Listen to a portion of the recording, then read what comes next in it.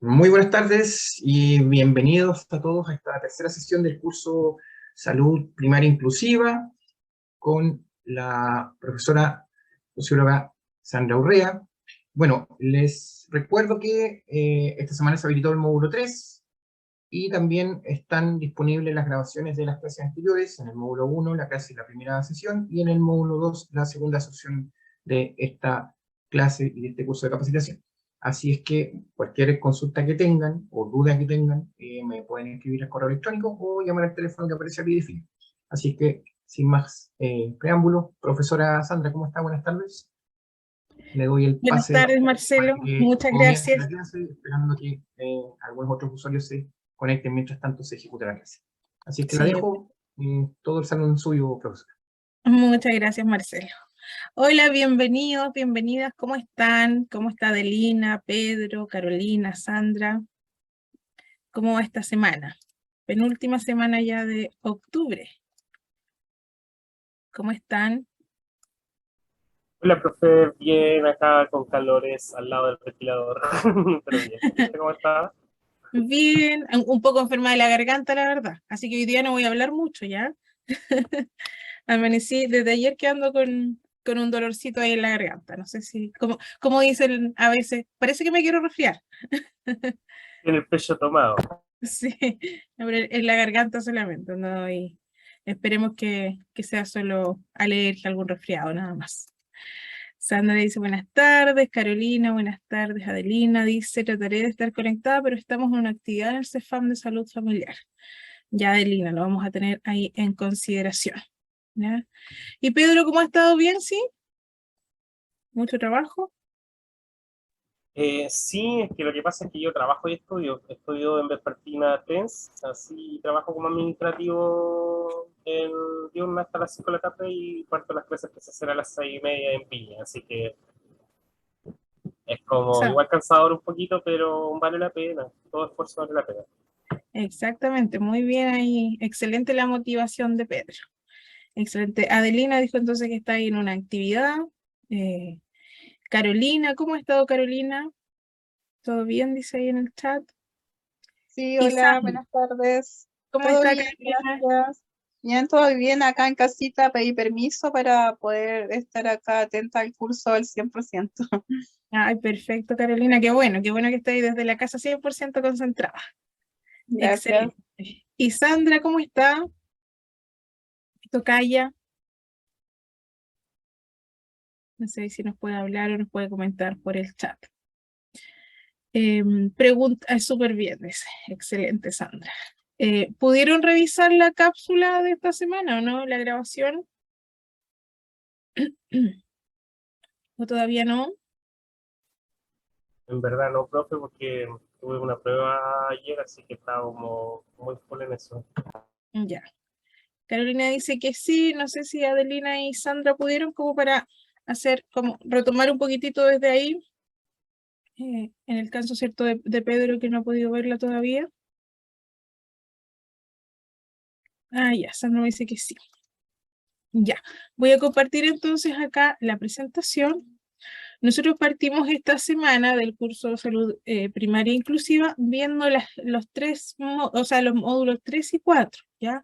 El 3 en relación al marco conceptual para la atención de personas en situación de discapacidad, que vamos a ir definiendo hoy día algunos conceptos, y el módulo 4 de abordaje integral y técnicas para la atención familiar e individual de personas en situación de discapacidad y sus cuidadores, ¿cierto? Cuidadora, y su aplicabilidad en los contextos de salud.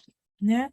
Aprovecho de saludar ahí, Adelina dice que está con Levis también, así que le enviamos un saludo ahí a Levis y se está conectando CCR, no me acuerdo el nombre que tenía, le voy a pedir ahí que me escriba el nombre en el chat para que no se me olvide, me aparece ahí como, solo como CCR, ¿ya?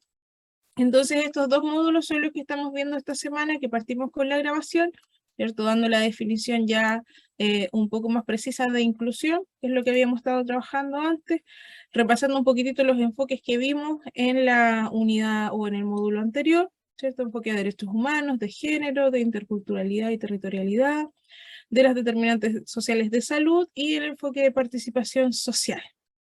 Ahí está Sebastián Román. Ahí está Sebastián, se me había olvidado el nombre. Lo tenía ahí dentro de la actividad que dejamos para la semana también, necesitaba el nombre, así que muchas gracias. Y aquí teníamos este círculo, ¿cierto? Cuando hablamos de cómo interseccionan distintas situaciones que viven las personas y que lo ligamos también a los enfoques que mencionamos anteriormente. Las determinantes sociales de salud, ¿cierto? Hicimos por ahí un repaso en la grabación, ¿ya? Y luego estuvimos revisando un poco la estructura que tiene, ¿cierto?, la atención en salud en nuestro país, principalmente este modelo de atención en red, ¿cierto?, donde ahí en primera línea, en relación, ¿cierto?, con las personas y sus familias, aparece la atención primaria, ¿ya?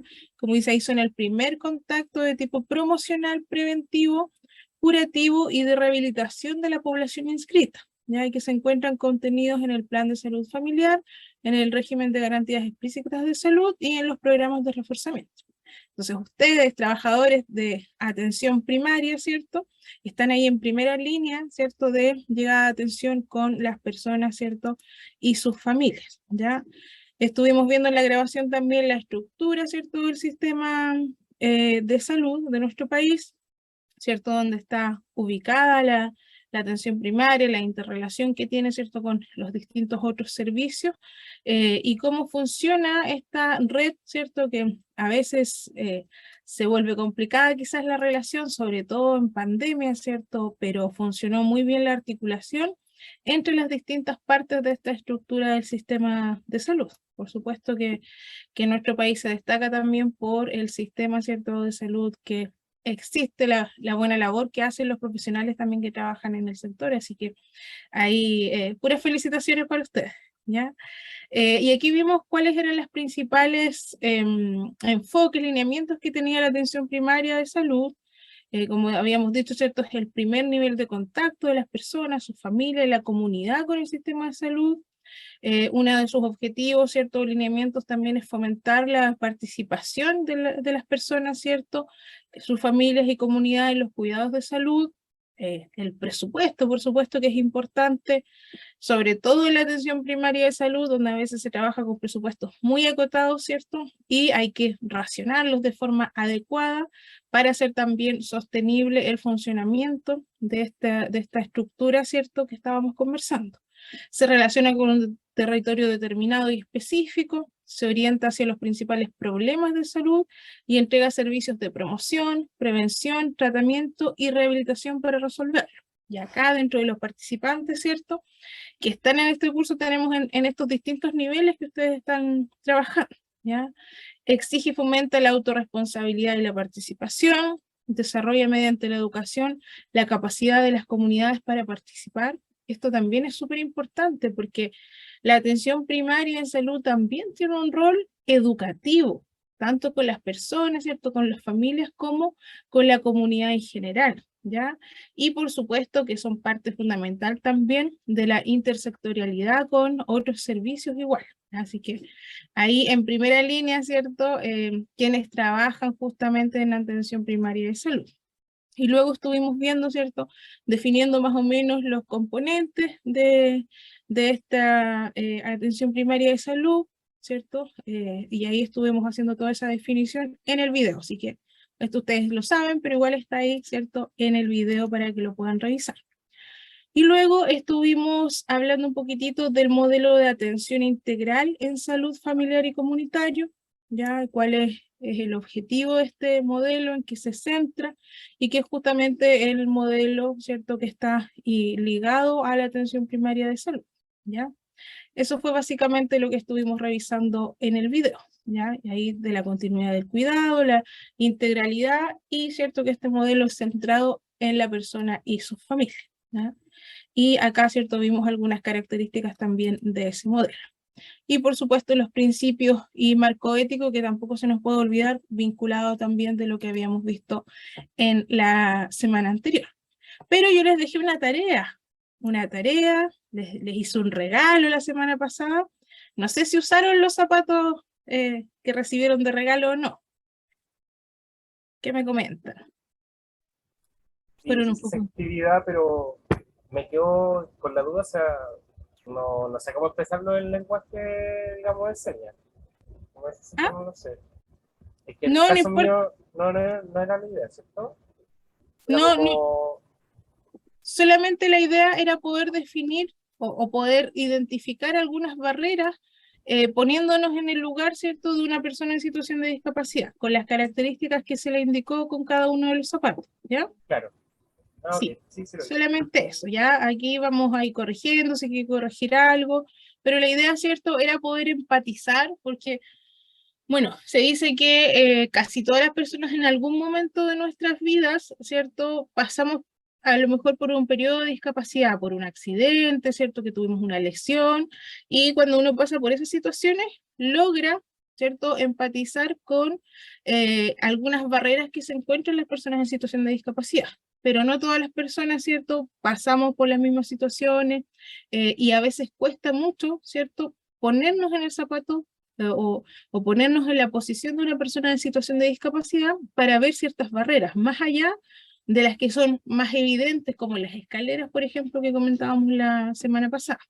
Por eso el ejercicio entonces de ponerse en los zapatos de otra persona, ¿ya? No sé si los demás pudieron hacer uso de estos zapatos, estaban medio incómodos, les quedó bien el número o no, o fueron a cambiarlos en la semana. ¿Cómo funcionó eso? Sebastián, Carolina, Levis, que está por ahí también, Sandra, Adelina, que está en una actividad, no sé si andará con los zapatos ahí que eligió o no. A ver si es que me pueden comentar.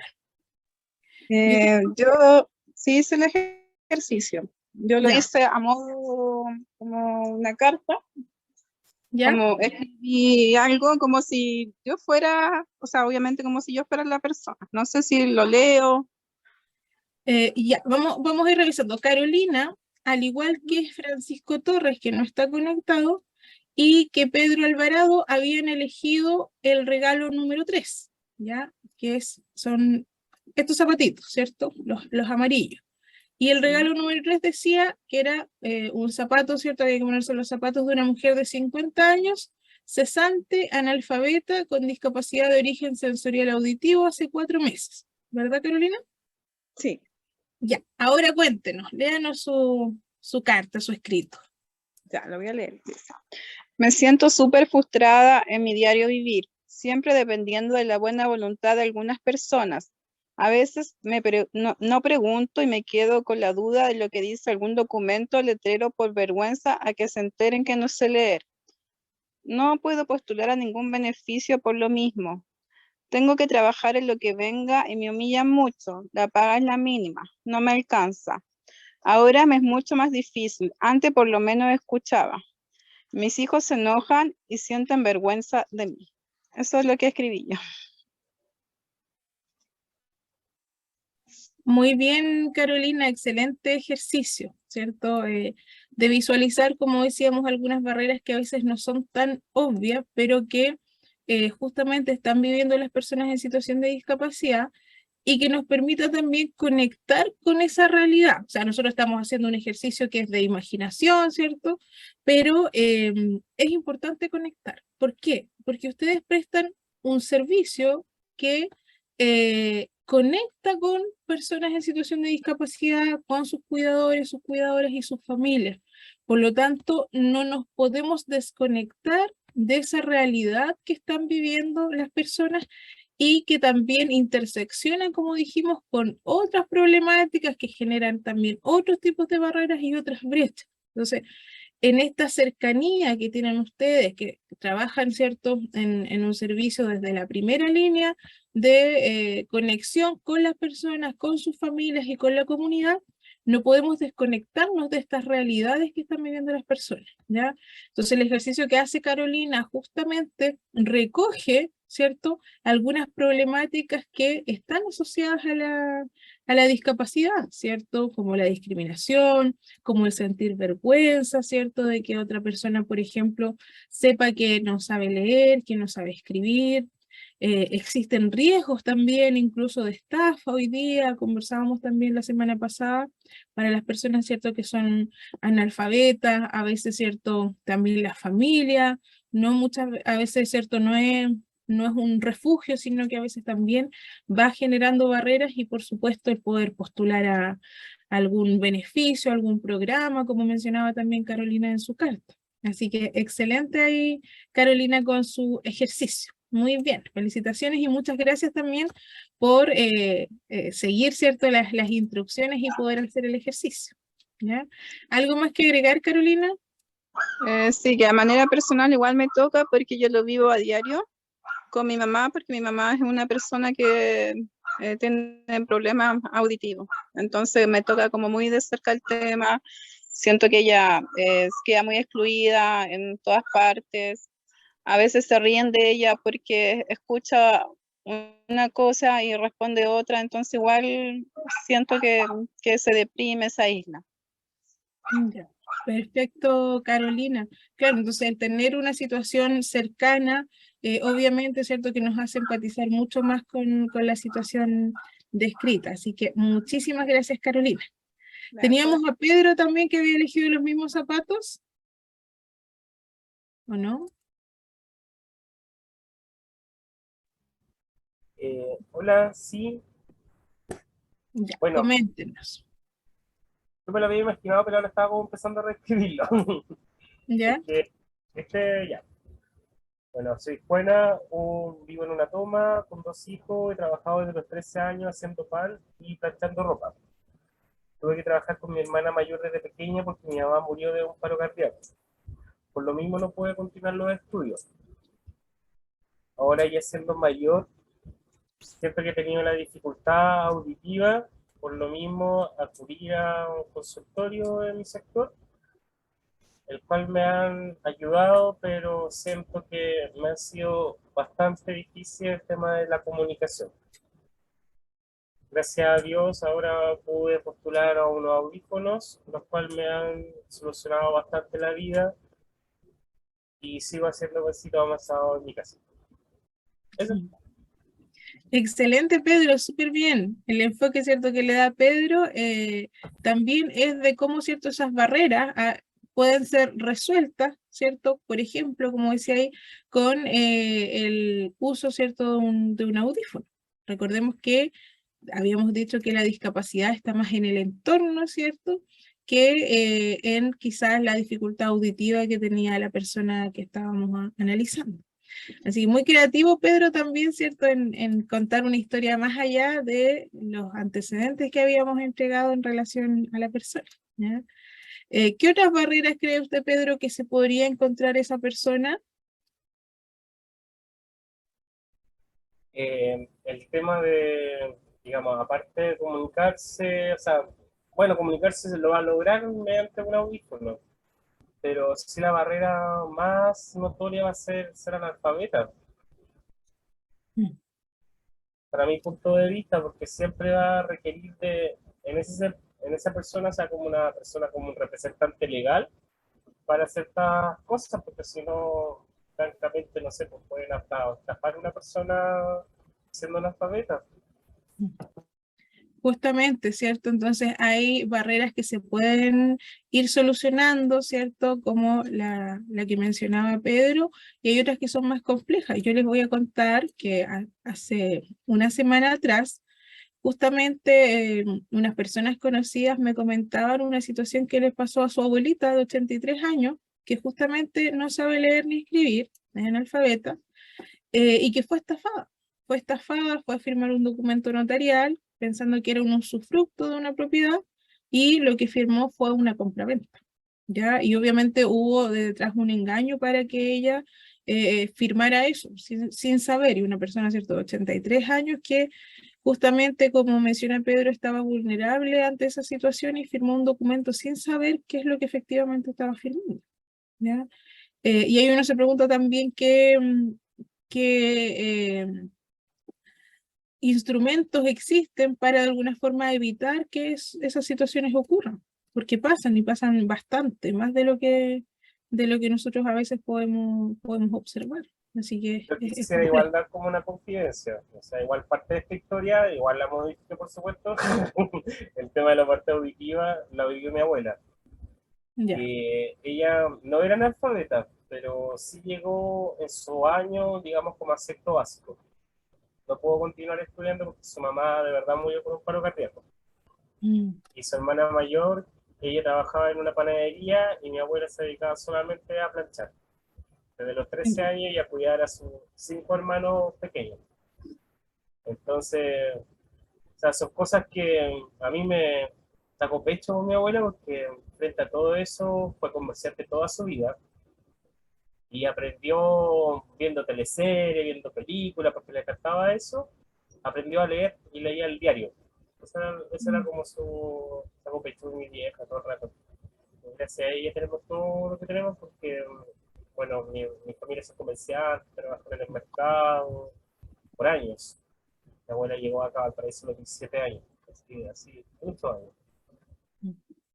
Eso, es como una historia que toca a todas las personas y es complejo a veces ser analfabeto. Gracias a Dios contaba con sus 5 hijos que ella, o sea, con todo su esfuerzo logró que sus hijos llegaran a cuarto medio.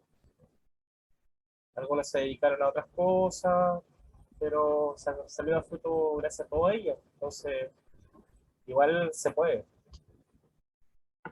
Perfecto, Pedro. También, ¿cierto? Inspirado en una historia familiar, ¿cierto? De cómo ir empatizando, ¿ah? Justamente en ese proceso nosotros vamos buscando qué es lo que conocemos, si es que tenemos alguna historia familiar cercana, para poder ir generando ese nexo. Así que muy bien, Pedro, también con lo que menciona. Y hoy día es importante considerar que también, ¿cierto? En nuestro país cada vez tenemos una población más envejecida, y justamente la tasa, ¿cierto?, de personas analfabetas está justamente en los rangos etarios, ¿cierto?, de edad más avanzada. Entonces, es un problema hoy día, ¿cierto? Es una barrera que las personas se encuentran con distintas barreras también, y cómo, ¿cierto?, también la relación que tienen con los servicios de salud, ¿cierto?, primaria, vienen a veces a apoyar en resolver esas barreras que se están encontrando, ¿cierto?, las personas. Así que muchas gracias tanto a Carolina como a Pedro por haber realizado la actividad, ¿ya? Aprovecho Quisiera, de saludarte. igual quisiera hacer una mención sobre el tema de la estafa. Nosotros lo vivimos la semana pasada en ese pan, nos dimos cuenta en el SOME de que una abuelita había sido estafada por 10.000 pesos. Y es como muy raro porque esa información, o sea, es como de todos los programas, digamos, GES de 60 años, que le entregan como una plata a las personas adultas mayores como para solucionar el tema de su inseguridad por falta de dientes. Ya. Y el tema es que hay un estafador que ha estado cobrando 10.000 pesos para que la abonen para que el programa se le acelere.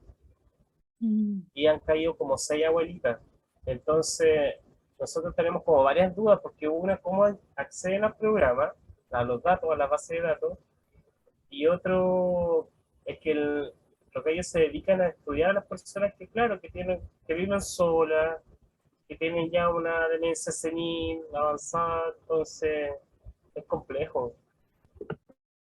Justamente, Pedro, hoy día es muy común que ocurran situaciones así, ¿cierto? Que hay un aprovechamiento de personas, ¿cierto? Que se aprovechan justamente de la vulnerabilidad, sobre todo de las personas mayores, y que a veces, ¿cierto? Como bien decía Pedro, a veces están solas, no tienen una red muy cercana, y a veces, ¿cierto? Ustedes justamente se encuentran con ese tipo de situaciones. Y cómo, ¿cierto? Educar también a la población para que tengan la información, ¿cierto?, de que este tipo de programas o beneficios no requiere a cambio, ¿cierto?, un traspaso de dinero, que justamente lo hacen, ¿cierto?, utilizando el sistema de salud. Así también lo hacen con otras instituciones, por ejemplo, con CENSE, con FOSI, que las personas, ¿cierto?, más vulnerables también postulan a ciertos programas, por ejemplo, de emprendimiento a través de microemprendimiento a través de FOSI, y que también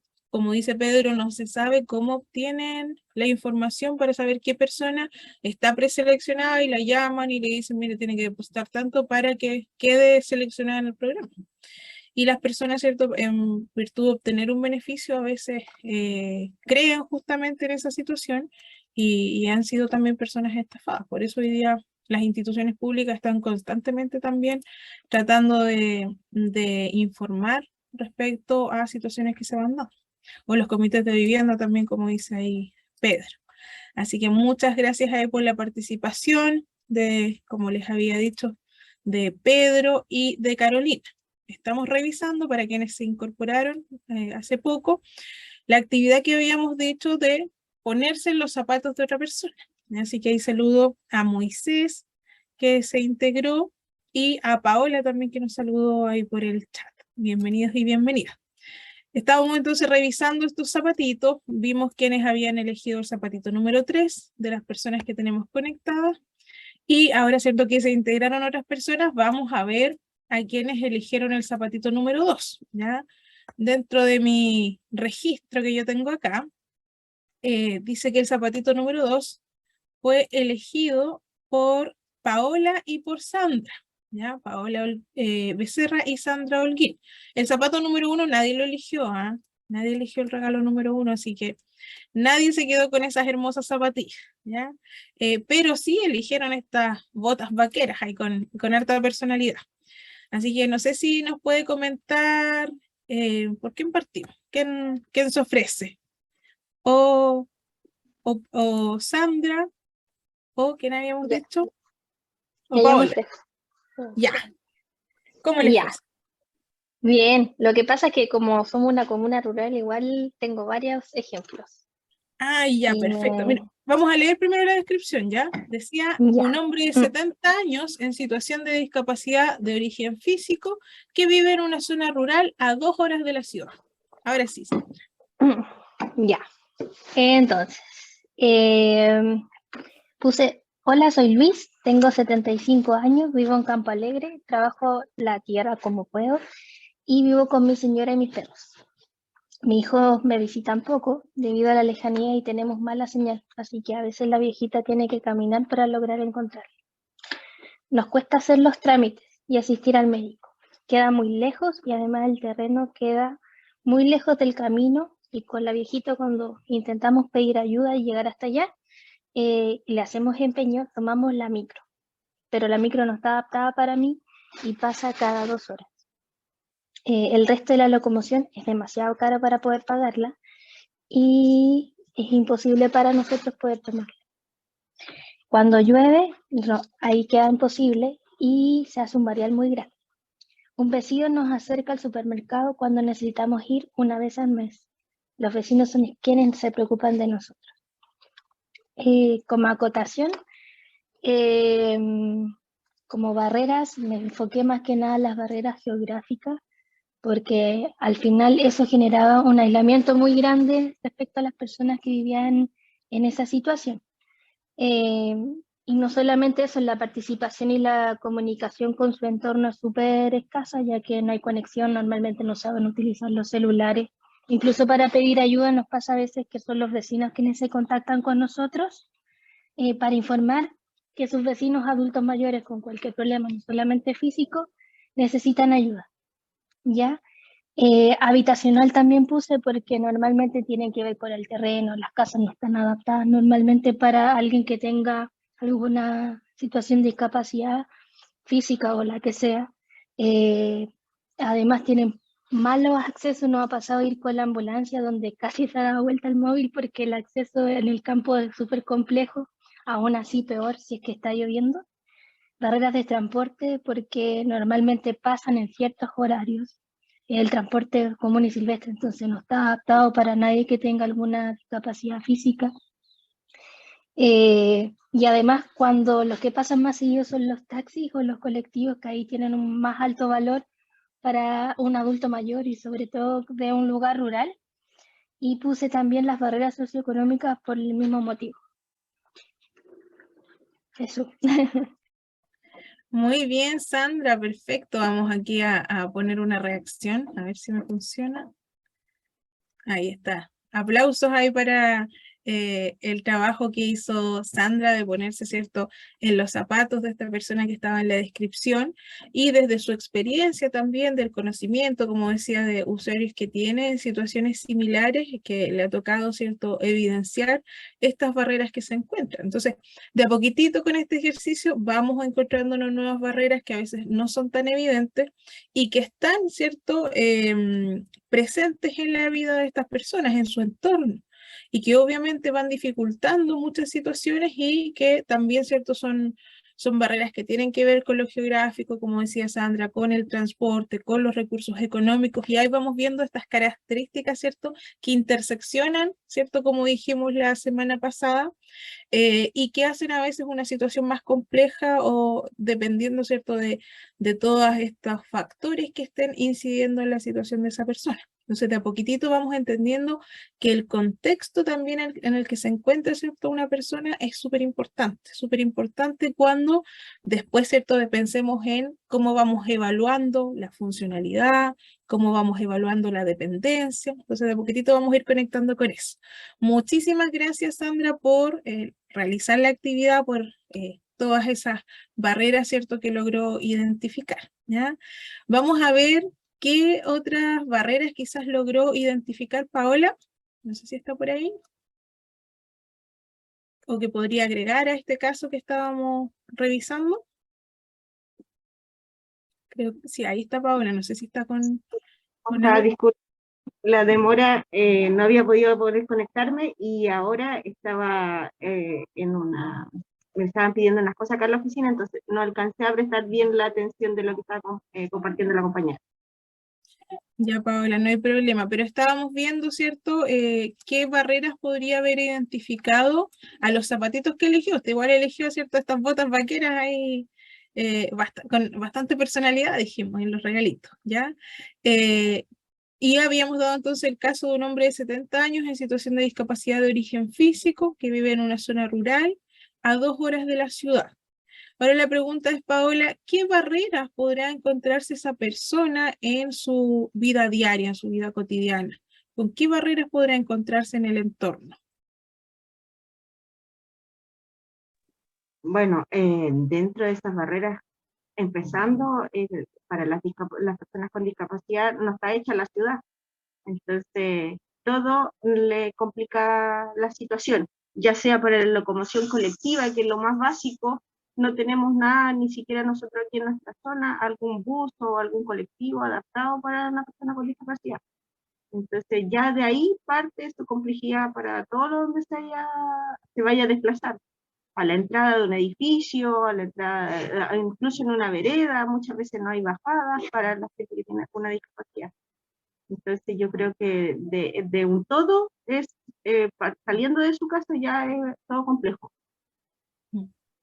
Perfecto, Paola, ¿cierto? Estas barreras físicas, las que hicimos hincapié, ¿cierto?, la semana pasada, y también las barreras que hablamos, ¿cierto?, de más sociales, que también nos encontramos, ¿cierto?, con discriminación, como decían delante, con vergüenza, incluso para las personas mayores a veces que son analfabetas, así que es importante esta recapitulación que estamos haciendo a través de este ejercicio. Así que muchas gracias también, Paola, por la participación, ambas, ¿cierto?, ahí Sandra y Paola, que habían elegido el regalo número 2, que eran estas imponentes botas vaqueras, como dijimos. Así que vamos a marcar aquí que ya ustedes cumplieron con la actividad. A Francisco Torres no lo tengo conectado, ¿cierto? Lo vamos a dejar ausente hoy día. No está ahí, todavía no ha llegado. Si llega, ¿cierto?, le vamos a preguntar, él había elegido el regalo número 3. Después en el regalo número 4 tenía a Jenny Navia, que tampoco está, también ausente hoy día, pero también teníamos a Levis Ojeda, que sí, él está conectado, estaba ahí con Adelina. También estaba en una actividad, no sé si estará por ahí disponible, que había elegido el regalito número 4, que eran, ¿cierto?, estas famosas sandalias Zico. Ya, no sé si está por ahí, estará disponible o no. Que me habían dicho ahí, Adelina, que estaban en una actividad en el CEFAM y que estaba con Levis. ¿Estará o no estarán? Parece que no. Yo creo que se fueron ahí a la actividad. ¿Ya? Lo vamos a dejar pendiente ahí estas sandalias, ¿ya? Después tenía, dentro de mi registro, a Deyanira Urrutia. Deyanira Urrutia había elegido, ¿cierto?, el regalo número 5, pero tampoco está conectado hoy día, ¿ya? Después, en el número 6 tenía a Moisés Gómez, que Moisés sí está conectado y me había escrito y yo no le había respondido porque no había visto el mensaje de Moisés, lo siento. Sí, hola, buenas tardes, no se preocupe. Sí, ¿Cómo está, y estaba Moisés? desde 5 para las 3 tratando de conectarme, pero por alguna razón no me dejaba el link que estaba al interior de la página, de la misma plataforma de la página, así que le escribí rápidamente a Marcelo que me envió otro link y afortunadamente pude conectarme. Ah, perfecto. Bienvenido entonces. Aquí estábamos comentando, ¿cierto?, de la actividad que dejamos la semana pasada sobre ponernos, ¿cierto?, en los zapatitos que ustedes habían elegido. ¿Cuáles zapatos había elegido usted? Sí, yo había elegido los tacones altos rojos, Número 6. Perfecto. número 6. Sí. Y el número 6 decía, una mujer de 19 años, embarazada, en situación de discapacidad de origen intelectual, que llegó a vivir a Chile desde Afganistán hace 6 meses, y que se encuentra bajo la línea de la pobreza extrema. Entonces Moisés tenía la tarea de buscar qué posibles barreras podría encontrarse esta mujer en nuestro país. Sí, bueno, partiendo desde la base que vivir bajo la línea de la pobreza extrema crea muchísimas barreras, independiente del origen, ¿cierto? De dónde vengamos, si tenemos o no algún tipo de discapacidad. Sobre todo, si es que vengo de afuera y desde Afganistán, que aquí en la tareita nos salía si es que ella manejaba o no el idioma, pongámosle que llega y no maneja el idioma, tenemos de partida una barrera idiomática, ¿cierto? Que va a dificultar comunicarse y va a dificultarle realizar todo un poquito. Así que creo que puede tener una barrera idiomática importante. Barreras también culturales, porque Afganistán es un país completamente distinto al nuestro, que tiene comportamientos morales, éticos distintos a nosotros, entonces para nosotros cosas que quizás pueden parecer aberrantes allá en Afganistán son pan de cada día y viceversa, quizá también ella puede considerar cositas que nosotros hacemos y que para ella no están bien o no las entiende. Y bueno, estar embarazada también conlleva toda una preocupación de qué va a pasar con mi bebé, ¿cierto? Si voy a poder proveerle lo que necesita, porque me encuentro en un país extranjero, me encuentro viviendo en situación de pobreza, probablemente no tengo una casa propia, entonces hay una barrera habitacional, tengo discapacidad intelectual también, cosa que genera una mayor dificultad para acceder a distintas oportunidades, ¿cierto? También creo que pudiese haber una barrera educacional para ella porque que no sé si habrá terminado, ¿no?, la enseñanza básica y media, pero va a dificultarle poder acceder a educación para poder tener un mejor pasar. Entonces creo que principalmente las barreras que encontré para esta chica son barreras educacionales, barrera del lenguaje y como decía, vivir bajo la línea de la pobreza extrema crea barreras incluso como para poder nosotros proveernos de servicios básicos, ¿cierto? Que nosotros encontramos que, como dice, son tan básicos, ¿cierto? Como agua potable, como tener alcantarillado, como tener un techo, la verdad que genera mucha desesperación, mucha angustia, y la verdad que, bueno, quizás suene feo decir, pero no me gustaría estar en estos tacones rojos. Sí.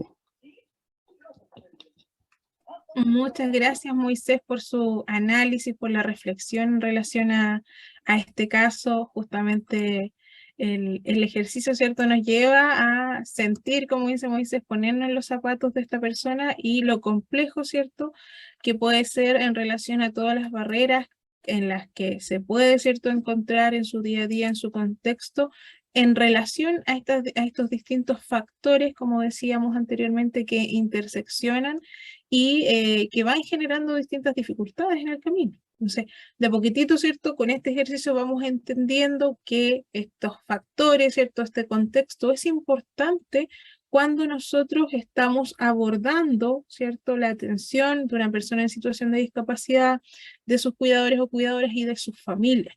Porque además de una situación de discapacidad, existen otras barreras, existen otros factores que también están presentes en esa persona, ¿ya? Así como en nosotros puede que tengamos, ¿cierto? El hecho, como decíamos la semana pasada, de ser mujer ya nos pone ciertas brechas, ¿ya? Solo por el hecho de ser mujer. Y si a eso le vamos sumando otras cosas, por supuesto que a veces la carga, ¿cierto? En relación a las dificultades puede ser bastante compleja. Entonces es importante ir viendo que la persona es más allá, ¿cierto?, de la situación de discapacidad que enfrenta, también existen otras barreras que están ahí interseccionando, sí, eso mismo, con las distintas situaciones, ¿cierto?, que está viviendo. Así que muchas gracias, Moisés, por su comentario, ¿cierto?, por haber hecho la actividad también y ese análisis, ¿ya? Nadie más había elegido los zapatos número 6, así que vamos a continuar con el 7 que teníamos a Paula Canales, que está conectada, y Sebastián, pero Sebastián no lo veo conectado. ¿O sí? Sí, pues Sebastián está ahí con CCR, ¿cierto? Sí, Sebastián Román ahí desde el Quisco, ¿ya? ¿Por quién comenzamos? ¿Por Paula o por Sebastián? Ellos habían elegido el Quiero zapatito. comenzar. ¿Ah? Paula quiere comenzar, ya. El zapatito no hay problema. eran estas, ¿cómo se llaman estos? Las Crocs. Las Crocs, ya. Es como, sí. Algo así. Ya. Dice, Buenas tardes a todos. ¿leamos primero la descripción? Ya. Okay. Ya. Es un niño de 8 años en situación de discapacidad congénita de origen físico que se traslada en silla de ruedas y que vive en una zona rural a 2 horas de la ciudad. Ahora sí, adelante, Paula. Ya, hola, buenas tardes. Yo soy Sergio, tengo 8 años, vivo junto a mi mamá y mi hermana en un sector rural llamado Queyaisillos. Nos vinimos a vivir a este sector hace un año porque tuvimos la oportunidad de construir una casa de un piso adaptada para mí, ya que utilizo silla de ruedas. Estudio en San Antonio, que queda a 2 horas de mi hogar, y me traslado regularmente en locomoción micro, y en ocasiones mis vecinos me llevan junto a mi hermana, ya que ella es quien me apoya en el traslado porque mi mamá trabaja. Nos tenemos que levantar todos los días a las 5 de la mañana para alcanzar la micro de las 7:30, ya que es la única que está adaptada con rampa. Y todos los días llego atrasada al colegio, pero ya conoce mi situación y estoy autorizada. Pero la verdad es que me siento un poco incómodo porque llego un poco desconectada de todas las clases. No suelo participar mucho en los talleres que imparte el colegio porque son en horario de extensión y a esa hora ya no hay ninguna micro que me lleve a la casa. Ya, aquí las barreras que identifiqué, en primer lugar, son más arquitectónicas o de traslado, digámoslo así, lo que no me permite participar en contexto educacional y tampoco de esparcimiento, o sea, también hay barreras de esparcimiento o de participación social. Educacionales y arquitectónicas. Y bueno, considerar que tiene 8 años, por lo tanto es un niño que está en desarrollo y que necesita de estas oportunidades, ya sea educacionales, sociales, interpersonales, de esparcimiento. Está en desarrollo de su identidad o de sus intereses, construyendo su futuro. Por lo tanto, va a haber limitada su oportunidad en todo ámbito de la vida solo por estas barreras. Es más del entorno, lo veo yo. Perfecto, Paula, excelente. Vamos a poner también reacciones al trabajo realizado por Paula, ¿cierto? Muy bien el enfoque, ¿cierto? Que le dio a estas barreras que identificó, ¿cierto? Para un niño en situación de discapacidad de origen físico, lo complejo que es, ¿cierto? También a nivel educacional, también podríamos decir a nivel social, el poder participar en estas actividades extraescolares o en las actividades que se realizan, ¿cierto?, en el contexto educativo, que no muchas veces, ¿cierto?, son justamente inclusivas, y es algo que conversamos igual, que hoy día, ¿cierto?, de a poco los establecimientos educacionales también están incorporando una mirada más inclusiva ya más allá de la integración o la educación diferencial que se daba en algún momento, y que en realidad todas las actividades puedan ser desarrolladas y puedan participar todos los niños y niñas independientes, ¿cierto?, de si alguien está en una situación de discapacidad, por ejemplo, ¿ya? Así que hasta ahora los niños y niñas se encuentran con muchas barreras en ese contexto que, como decía Paula, no les permite a veces hacer una vida en sociedad en igualdad de condiciones que el resto de las personas. Así que muy bien, Paula, y por ese análisis también que realizó. ¿Se inspiró en algún caso, no? Sí, varios casos que he tenido en mi día a día y como que hice una mezcla de todo. Yeah. Muy bien, varios han utilizado Fue muy bueno el ejercicio, de todas maneras. Así que me gustó bastante la actividad. Ponerse los zapatos de otro a veces es un tanto difícil. Yo creo que nunca a lo mejor vamos a lograr sentir lo que ellos viven día a día, porque realmente no estamos viviéndolo, pero sí logramos empatizar con estas actividades y estas historias. Así que gracias. Exactamente, Paula, ese es el objetivo, que tratemos de ponernos ese desafío, ¿cierto?, de empatizar con la situación que están viviendo otras personas, que no es fácil porque a veces nos envolvemos, ¿cierto?, en lo que nos ocurre a nosotros, en nuestro trabajo, lo vamos haciendo, ¿cierto?, a veces muy rutinario y nos acostumbramos, normalizamos ciertas situaciones y a veces nos cuesta un poquitito más empatizar o tratar, ¿cierto?, de conectar con personas que están viviendo a veces una realidad que es distinta a nosotros, ¿ya? Así que muy bien, Paula, muchas gracias ahí por participar. De nada, gracias. Teníamos también, habíamos dicho, a Sebastián, por el mismo caso. No sé si puede agregar algo, Sebastián. ¿Está por ahí? Ahí está. No sé si está con audio, sí. Y Levis, no sé si ha aparecido Levis. O están ahí en una actividad. No sé qué tipo de actividad están realizando ahí en el sofá. Y parece que no está con audio, Sebastián. No sé si también lo vamos a dejar ahí pendiente. Les vamos a dar una tarea extra a los pendientes, ¿les parece? Sí, no ha respondido por ahí.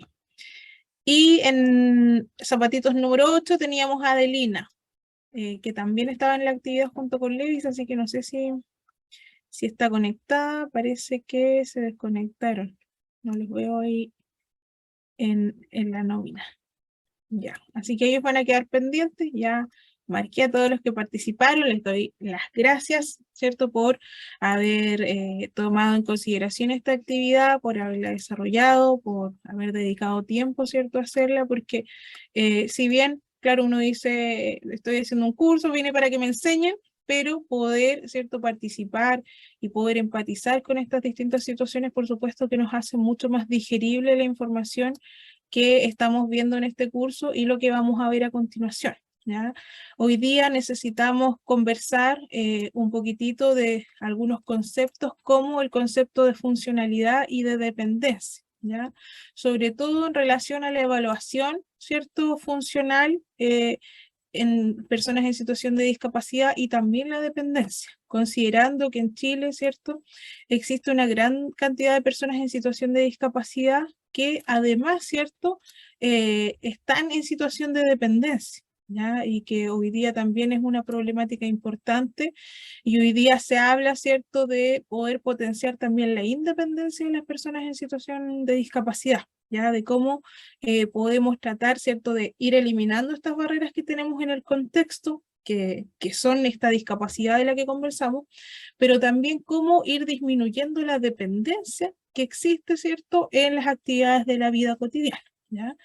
Entonces, para partir, yo sé que esta temática quizás no tiene la misma cercanía para todos quienes están participando en este curso. Como vimos al inicio, hay personas que trabajan en el área administrativa, hay personas que trabajan, ¿cierto?, como en el área de rehabilitación, justamente de forma más directa, terapeutas ocupacionales, kinesiólogos. Así que vamos a hacer un acercamiento a estos conceptos, a estos dos conceptos de forma grupal, ¿ya? ¿Qué van a hacer? Vamos a generar dos grupos. El grupo 1 va a tratar, ¿cierto?, de conceptualizar la funcionalidad, ¿ya? Y cómo se evalúa la funcionalidad en una persona en situación de discapacidad. ¿Qué quiere decir funcionalidad? ¿ya? Y el otro grupo va a tratar de abordar el concepto de dependencia, ¿ya? Lo mismo, cuando una persona es dependiente o no, y si es que existe algún grado de poder decir es más dependiente o menos dependiente, más severo, menos severo, en relación a los conocimientos previos que ustedes ya tengan, ¿ya? Quien sepa más, que tenga más relación con estos conceptos, poder comentarlo con sus compañeros, poder utilizar ahí internet, si alguien quiere buscar la definición, para informarnos un poquitito más de estos conceptos. ¿Les parece? ¿Sí? ¿No? También me pueden decir que no. ¿Ya? A ver qué dicen ahí. Sí, ok, dice. Ya. Lo vamos a hacer de manera aleatoria, pero voy a ver aquí quiénes estaban. Sí, están conectados. Vamos a mover aquí. Ahí sí, ya para que quede más equilibrado. Vamos a dar 15 minutitos entonces para que ustedes conversen, vean los conceptos y después los vamos a comentar acá, ¿ya? Hice la selección ahí de manera aleatoria en los grupitos. Ya pueden unirse en su sala. En la primera sala está Carolina, Paola y Pedro. En la sala número 2 está Moisés, Paula, Sandra y... que se me olvida el nombre, que está con CCR, por aquí me había escrito, pero se había desconectado. Ahí sí, ahí está, para que puedan ingresar entonces. Aquí están los nombres. Tenemos a Sebastián.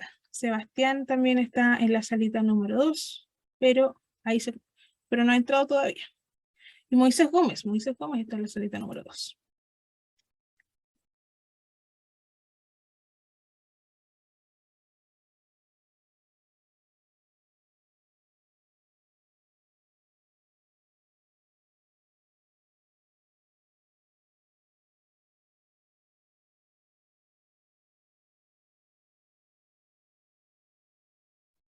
Ya, estamos de regreso. ¿Cómo les fue? ¿Pudieron conversar?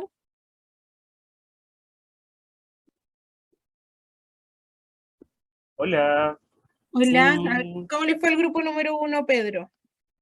Bueno, igual tuvimos como mucha lluvia de ideas, pero en sí, bueno, nuestro tema era como la funcionalidad en el área de salud actual.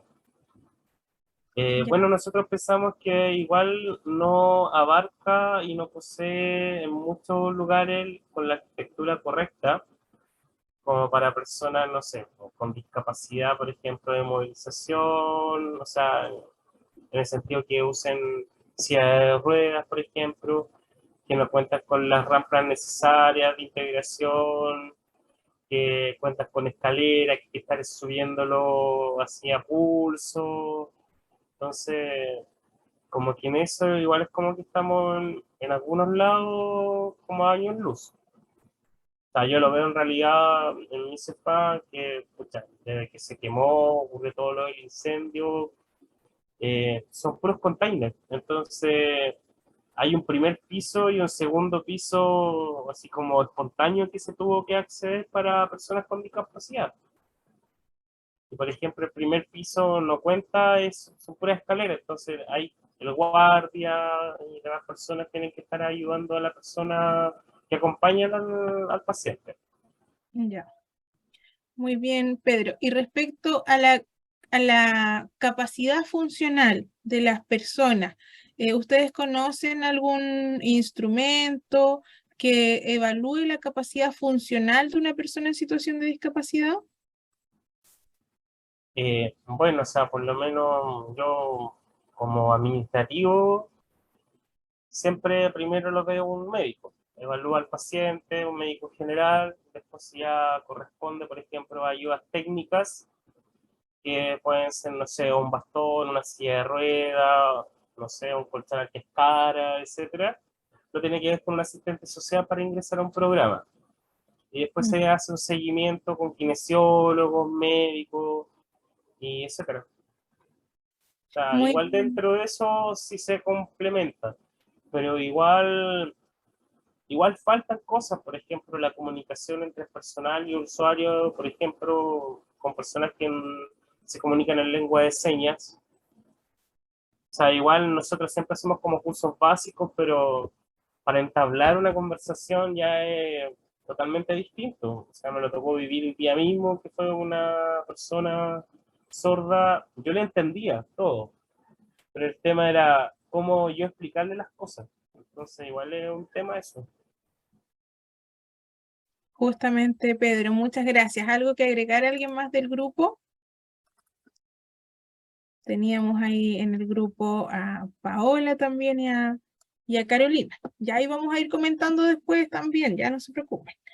Y en el segundo grupo teníamos, me equivoqué ahí, ahora sí, en el segundo grupo teníamos a Moisés, a Paula y a Sandra, y ellos estuvieron ahí haciendo un poco de lluvia de ideas en relación al concepto de dependencia de personas en situación de discapacidad. ¿Cómo les fue ahí? ¿Quién va a tomar la vocería? ¿Paula? Ya, yo. Revisamos un poquito el concepto. ¿Cómo?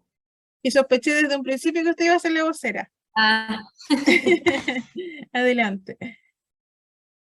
revisamos el concepto y también algunas pautas de evaluación que yo conozco desde mi área, porque como ya me he presentado antes, trabajo directamente ahí con personas en situación de discapacidad. Revisamos el concepto de dependencia como el nivel de apoyo, de ayuda o de supervisión que necesita una persona para desempeñar sus actividades de la vida diaria, ya sean básicas o instrumentales. Pero como hemos revisado hasta el momento, la dependencia también no está dada solo por la persona, sino que también por el entorno, que muchas veces limita, ¿cierto?, nuestras actividades. Entonces, desde ahí también revisamos ese concepto. Perfecto, excelente, muy bien. Quizás pudiera ayudarme a que expliquemos cuál es la diferencia entre las actividades de vida diaria básicas y las de vida diaria instrumental. ¿En qué se diferencia? Ya, las básicas son nuestras actividades de supervivencia, digámoslo así, o también de autocuidado, por ejemplo, el bañarme, el vestirme, el manejo, control de esfínter también se ve como algo básico, el alimentarme. Si yo no me alimento, ¿cierto? Entonces tengo muchas consecuencias en mi salud. Por eso también se ve como algo más de supervivencia. Y las instrumentales es cómo me desempeñé yo con la comunidad, ¿ya? O en diferentes actividades, ya sea, por ejemplo, en el manejo del dinero, en la gestión de mi salud, en el mantenimiento de mi hogar, en el cuidado de otras personas o de animales incluso. Así que no sé si... Eso. No sé si se puede entender la diferencia. Excelente, muy bien. Muchas gracias por ahí apoyarme con la diferenciación, ¿cierto?, de esos dos conceptos, ¿ya? Muy bien, Paula, y el segundo grupo. Bueno, la idea de acercarnos un poquitito a estos conceptos es porque en general, ¿cierto?, cuando hablamos de personas en situación de discapacidad, estos conceptos, tanto de la capacidad, ¿cierto?, de funcional de una persona en situación de discapacidad como la dependencia, ¿cierto?, que pueda tener, son dos conceptos que siempre van a estar ahí presentes, que se evalúan, de acuerdo a eso también se toman decisiones, ¿ya? Y por eso es importante, ¿cierto?, que lo abordemos dentro de esta capacitación, ¿ya? Justamente como dice acá, vamos a ir a poner la pantalla completa, dice, la capacidad funcional es entendida como, como los atributos relacionados con la salud que le permiten a una persona hacer las actividades importantes para ella, que justamente tenía relación, ¿cierto?, con lo que comentaba Paula, estas actividades, ¿cierto?, que me permiten sobrevivir, pero también las otras actividades que me permiten relacionarme, ¿cierto?, con el resto de la sociedad. Y la capacidad funcional va a tener relación con las capacidades intrínsecas, que son las capacidades físicas y mentales que pueda tener una persona, también las características del entorno, tanto material, social, simbólico, valórico, entre otros, y la interacción entre las personas y esas características externas, que dijimos que aquí es donde están las principales barreras, aquí es donde nos encontramos esas barreras, ¿ya? La funcionalidad entonces tiene que ver con cómo, ¿cierto?, estas capacidades se vinculan con la comunidad, ¿cierto? En relación a las prácticas cotidianas, como bien explicaba Paula, entonces en las actividades de la vida diaria básicas y en las actividades de la vida diaria instrumentales que realizan, ¿cierto? Las personas tanto en su hogar como en la comunidad. ¿Ya? Respecto a las instrumentales, desde aquí han sido consideradas en la literatura científica como las predictoras de salud y funcionalidad de personas mayores, puesto que la pérdida en el desempeño autovaliente de estas hace alusión a una pérdida de la funcionalidad. Y en general la evaluación de la funcionalidad está muy ligada hoy día a ver qué es lo que ocurre con nuestros adultos mayores, ¿ya? ¿Qué pasa con las actividades funcionales de los adultos mayores? Pero también, ¿cierto?, qué es lo que ocurre en casos de personas en situación de discapacidad. Van directamente ahí vinculadas. Y justamente el rol de la atención primaria de salud en la medición de funcionalidad es considerado la puerta de entrada para la red de prestadores especializados en la atención a personas mayores y a las personas en situación de discapacidad, ¿ya? ¿Por qué? Porque generalmente en esta línea, ¿cierto?, de atención primaria, es donde muchas veces se realizan estas evaluaciones de funcionalidad, y como ustedes decían ahí, ¿cierto?, después hay que derivar, ¿cierto?, si se necesitan ayudas técnicas, por ejemplo, ver cómo vamos resolviendo esas situaciones que ustedes se encuentran en el ejercicio de su profesión dentro del servicio de salud donde trabajan, ¿ya? Y la dependencia, como muy bien decía Paula, está totalmente relacionada con la funcionalidad. Como dice acá, el concepto apunta tanto hacia la capacidad que tienen los individuos de realizar sus actividades cotidianas básicas de manera autónoma, como al nivel de ayuda de terceros que necesitarían para realizar este tipo de tareas, ¿ya? Y eso, ¿cierto?, tiene que ver con la necesidad de cuidados. Cuidados que hoy día también está, ¿cierto?, dentro de la discusión pública, hoy día se habla, se le está dando mucha más relevancia, o se está reconociendo la relevancia que tienen también las personas que asumen el cuidado, por ejemplo, de personas en situación de discapacidad o de adultos mayores, ¿cierto?, que están necesitando esos cuidados, ¿ya? Para poder realizar sus actividades, tanto de la vida cotidiana, ¿cierto?, como las actividades instrumentales que mencionaba, ¿ya? Y la dependencia, dice aquí, solo ocurre cuando la limitación individual no puede ser compensada con una adaptación del entorno a las características de la persona, ¿ya? Porque quizás yo no puedo caminar, pero cierto, si hago las adaptaciones del entorno, puedo seguir viviendo sola en mi casa porque en realidad puedo movilizarme por mi casa, tengo mi baño adaptado, hay una rampa de acceso, entonces quizás si yo me desplazo en silla de ruedas, voy a seguir siendo independiente si mi hogar, ¿cierto?, mi entorno está adaptado. Si yo salgo de mi casa, ¿cierto?, tengo acceso a una vereda que está en buenas condiciones, puedo llegar a ir al supermercado a comprar porque también tiene una rampa de acceso. Si el entorno entonces está condicionado, yo voy a seguir haciendo mis actividades de forma independiente. Ahora, si las condiciones, ¿cierto?, del entorno no están adaptadas, por supuesto que voy a necesitar la ayuda de otras personas para, por ejemplo, poder desplazarme, ¿ya? Si yo no tengo un automóvil adaptado, si no hay como ustedes decían, una micro que esté adaptada para una silla de ruedas, yo voy a tener la necesidad de que alguien me cargue, ¿cierto?, para poderme subir a un auto, por ejemplo, o a la locomoción, ¿ya? Así que por eso es muy importante entender que la dependencia depende, valga la redundancia, de las características del entorno, ¿ya?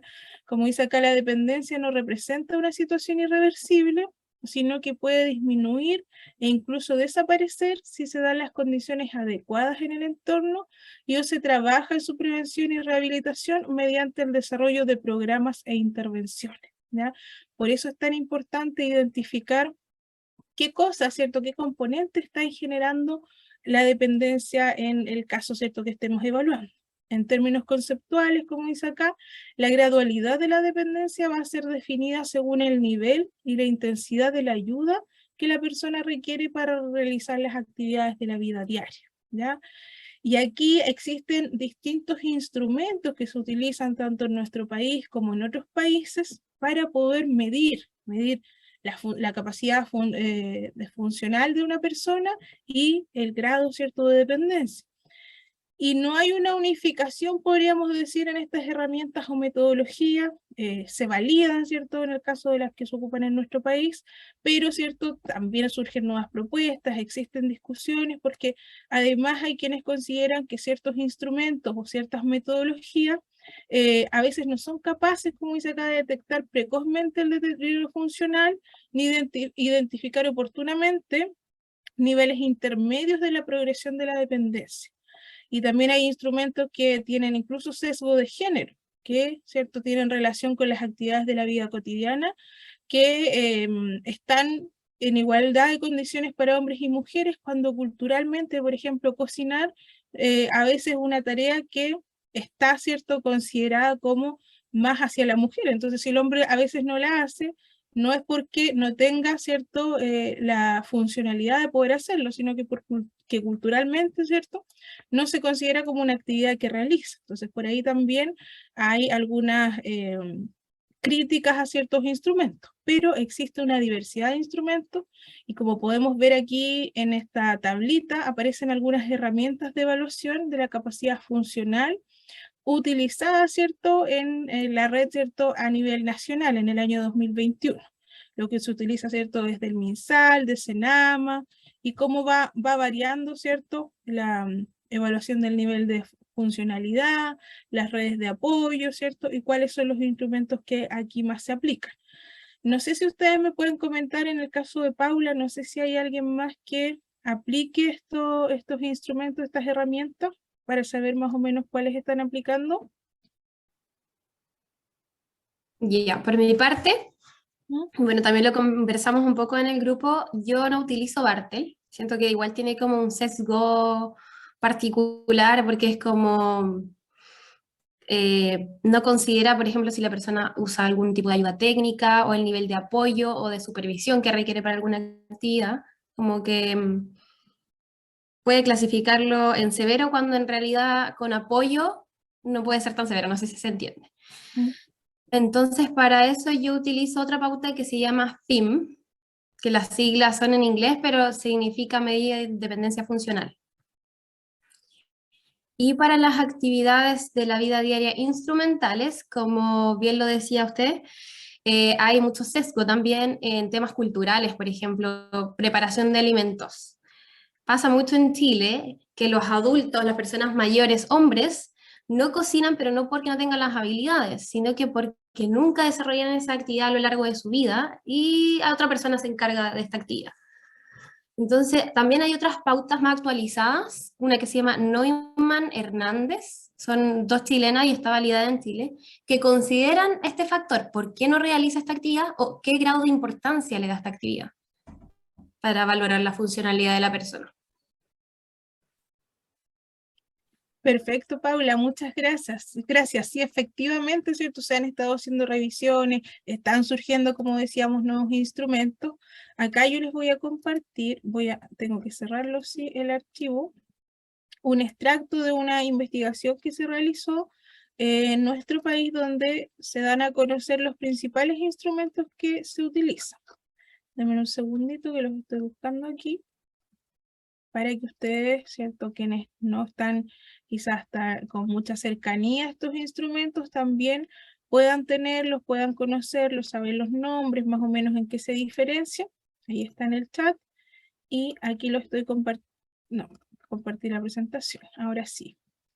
Verdad que lo cerré para poder compartirlo, porque si no, no me permite compartir la pantalla. Ahora sí. Ahí está, ¿ya? Entonces aquí se hizo una sistematización en esta investigación y justamente, ¿cierto? Existen aquí los principales indicadores orientados a la capacidad funcional, ¿ya? Y ahí aparece la comparación, cuál es la población objetivo, las dimensiones, ¿ya? Y cómo genera la graduación en el puntaje, ¿ya? También está la sistematización de los principales indicadores orientados a las necesidades de ayuda, que este es el que decía Paula que utilizaba, ¿cierto? El FIM. Sí, ese, justamente. ¿Ya? Entonces aquí también se compara con otros indicadores que también se utilizan. ¿ya? Acá dice indicadores de discapacidad también, lo que utiliza el COMPIN en la calificación nacional de discapacidad, lo que han utilizado en las 2 encuestas nacionales de discapacidad, ¿cierto? Y este otro indicador también que se enfoca en la discapacidad. Y aquí es importante también ir conociendo un poquitito, por ejemplo, en la calificación del COMPIN o las comisiones médicas, ¿cierto? A la hora de que una persona, por ejemplo, postule para una pensión básica solidaria de invalidez. Que hay muchas veces, al menos a mí me ha tocado ver muchos casos que a veces la calificación médica del COMPIN difiere de, ¿cierto?, la calificación de la comisión médica que se hace para la solicitud de pensión básica solidaria de invalidez. Y muchas veces las personas no entienden por qué eso ocurre, porque a veces, ¿cierto?, los instrumentos o la forma de medición son distintas.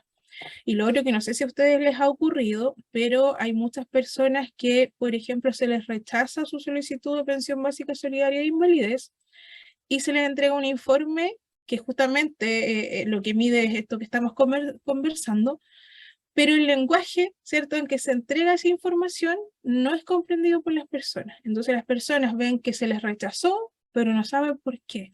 Y muchas veces acude, ¿cierto?, a los centros de salud, probablemente donde ustedes trabajan, para preguntar qué es lo que ocurre. No sé si eso les ha pasado.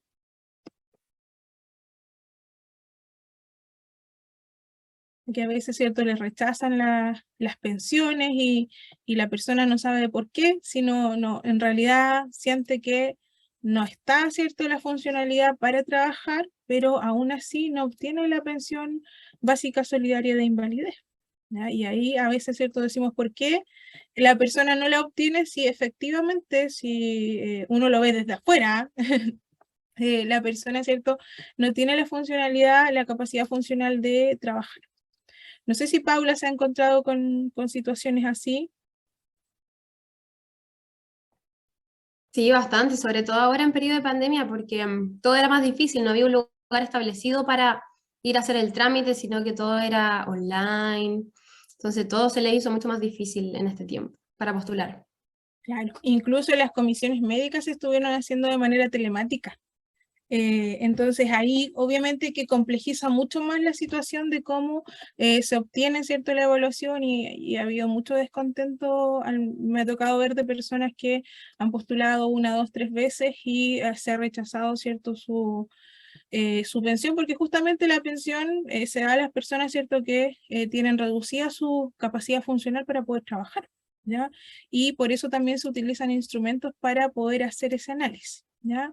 Acá también, en este consolidado que yo les compartí, están los indicadores de deterioro cognitivo, también, ¿cierto?, que son importantes de evaluar, y también, ¿cierto?, a quienes se aplican, cuál es la población objetivo, los niveles de medición, la metodología que se utiliza, los indicadores de vida relacionados con la salud, ¿ya? Por ejemplo, acá, sospecha de depresión, por ejemplo, ¿cierto?, ¿qué es lo que ocurre ahí? Tenemos también el análisis comparativo de los indicadores orientados a las necesidades de cuidado, ¿ya?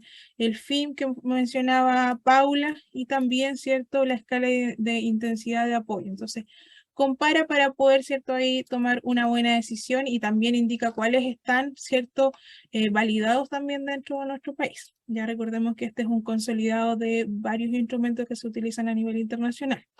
Acá se hace el análisis comparativo de indicadores de deterioro cognitivo y de demencia, ya también lo que se aplica, la validez, ¿cierto?, que tienen, la confiabilidad, la consistencia, si son usados o no en Chile. Aquí ven, aparecen que los 3 son utilizados en Chile, 10 minutos, 10 minutos, 2 o 3 minutos. Varía también, ¿cierto?, el tiempo de aplicación, ¿ya?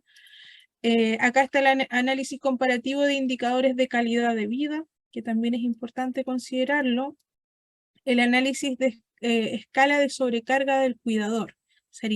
Esto igual es importante, porque así como se hace el análisis de la capacidad funcional y la dependencia, también es muy importante ver qué está pasando con el cuidador o cuidadora de la persona en situación de discapacidad o del adulto o adulta mayor, ¿cierto?, que está siendo evaluado. porque muchas veces la sobrecarga en los cuidadores es muy alta, y si tenemos, ¿cierto?, un cuidador o cuidadora que está sobrepasada, claramente eso también pone en riesgo la capacidad, ¿cierto?, de brindar apoyo y ayuda a la persona, ¿cierto?, que lo está necesitando. Entonces también se aplica este instrumento para medir, ¿cierto?, la sobrecarga del cuidador en base a 22 preguntas que se realizan, ¿ya? Y eso creo que es lo que tenemos acá. Sí, ahí yo se los compartí. Y acá en la presentación tenía justamente por aquí tenía el análisis de la carga, ¿cierto?, de los cuidadores. A ver si lo encuentro. Si no, se los voy a compartir, ¿ya? Y bueno, esto es importante de realizar. ¿Por qué será importante medir la capacidad funcional o la dependencia de una persona en situación de discapacidad? ¿Por qué el servicio de salud, ¿cierto?, y sobre todo en atención primaria, requiere evaluar la capacidad funcional y dependencia? ¿Por qué será importante?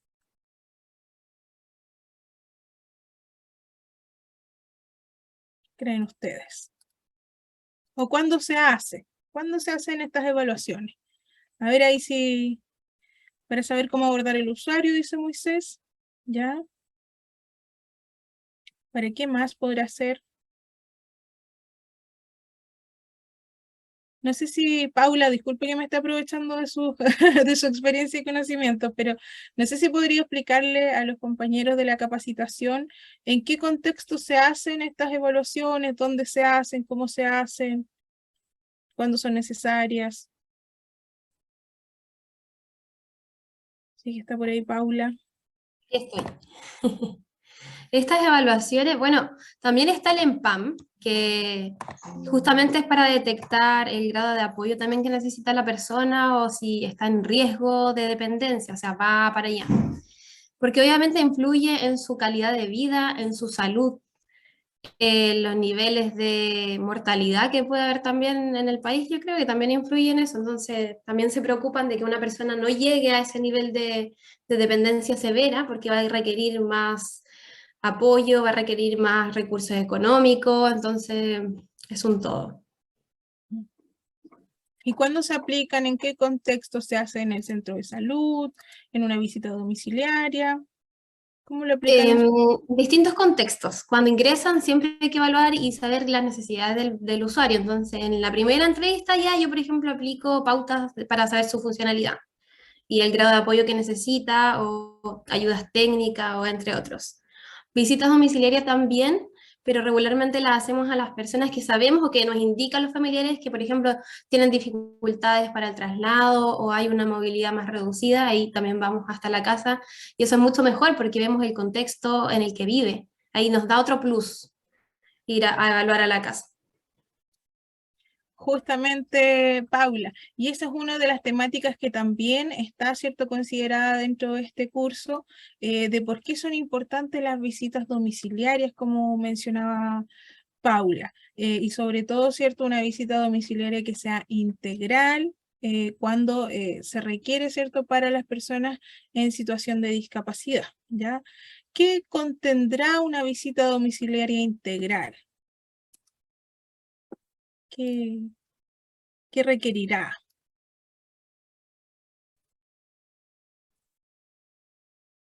Yo les traje aquí una ayuda también, ¿eh? Se la voy a compartir.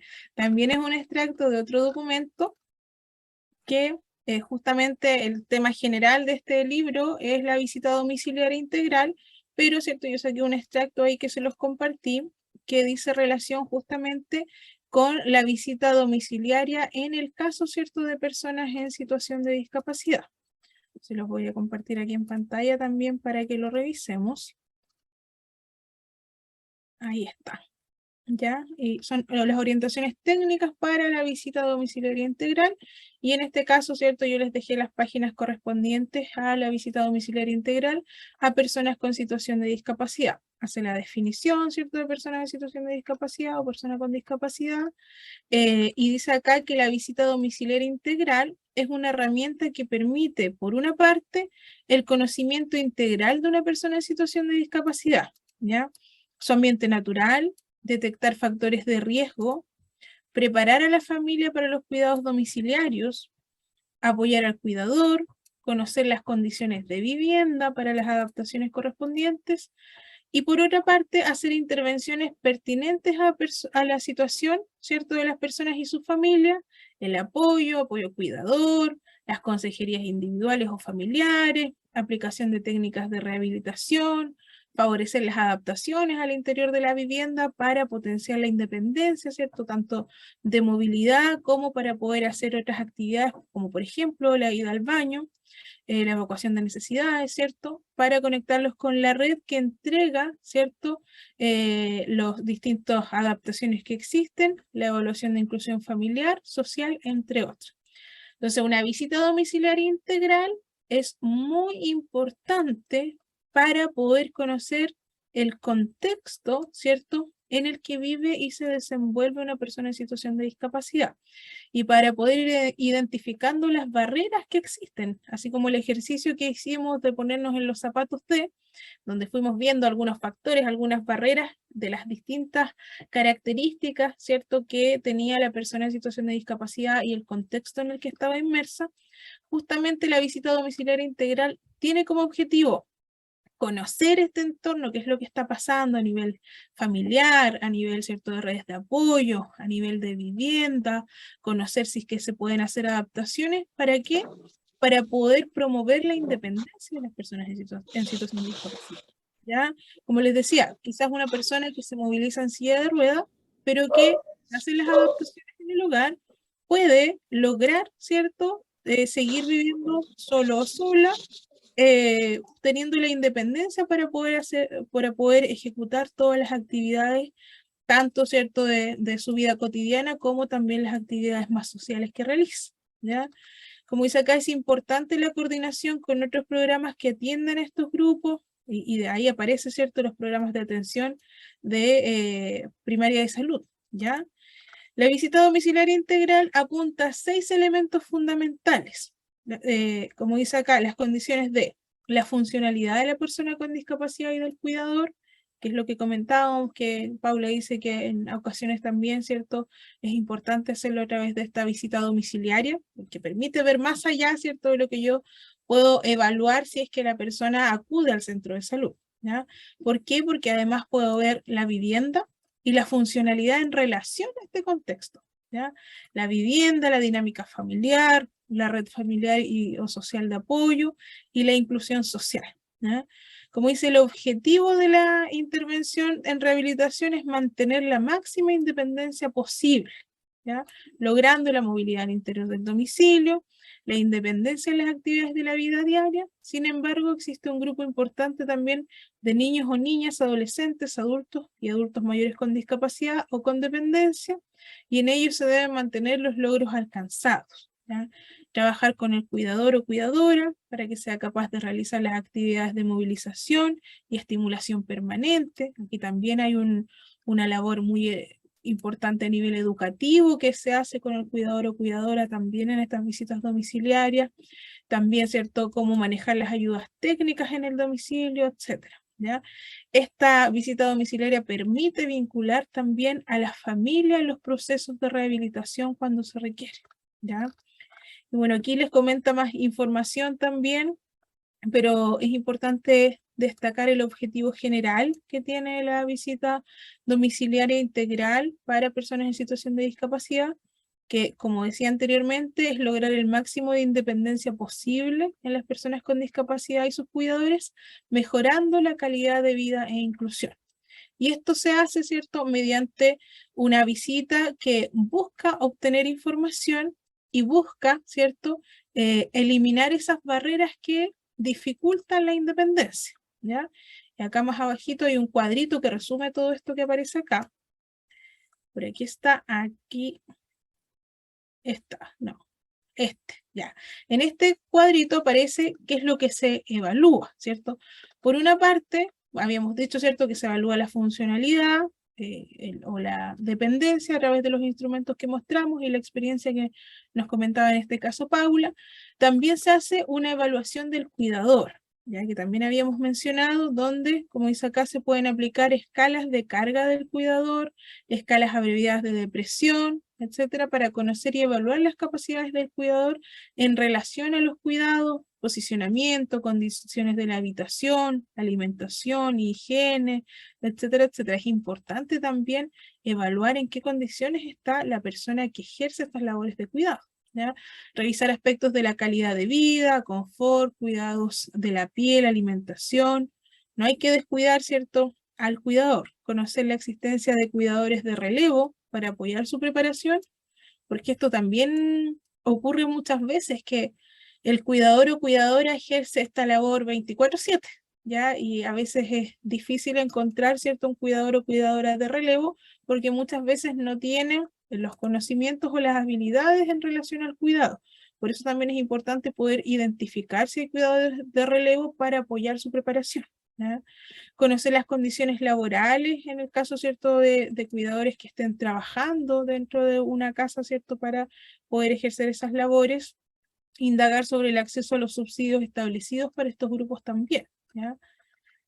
Es importante en esta visita domiciliaria integral también evaluar las condiciones de habitabilidad en el hogar, ¿ya? ¿Para qué? Para poder adaptar entonces el hogar a la mayor independencia, tanto en el desplazamiento, como habíamos dicho, dependiendo, por ejemplo, de las ayudas técnicas que utilice la persona, como evaluar las necesidades de hacer cambios, por ejemplo, como sacar muebles, cambiarlos de posición, las alfombras, cualquier, ¿cierto?, barrera que pueda estar en la infraestructura, ¿cierto?, de la casa, el ancho de las puertas, ¿cierto?, en la manera, ¿cierto?, de que esto sea posible de ejecutar, por supuesto, en la casa, ya el uso de barreras de sujeción, rampas, entre otras.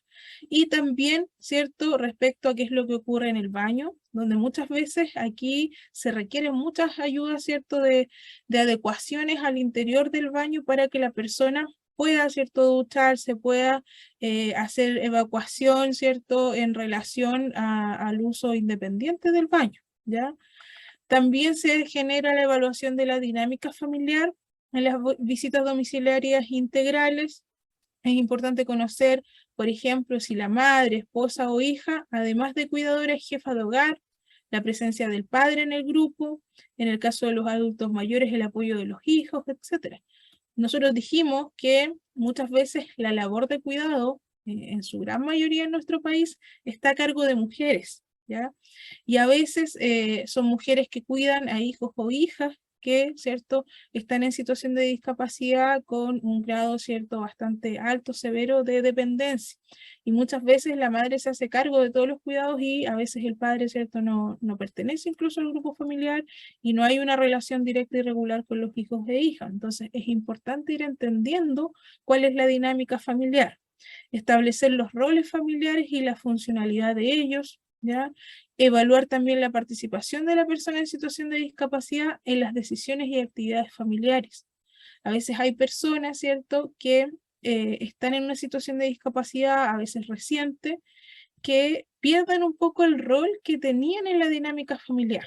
Ya, por ejemplo, en la toma de decisiones, cuando funcionalmente está, ¿cierto?, la capacidad de tomar decisiones y a veces, ¿cierto?, se pierde ese rol en relación a la situación de discapacidad que enfrenta, ¿ya? Entonces eso igual es importante identificarlo porque muchas veces dentro de las propias familias se invisibiliza, ¿cierto?, la participación o el rol que tenía la persona de antes, ¿cierto?, de estar en situación de discapacidad.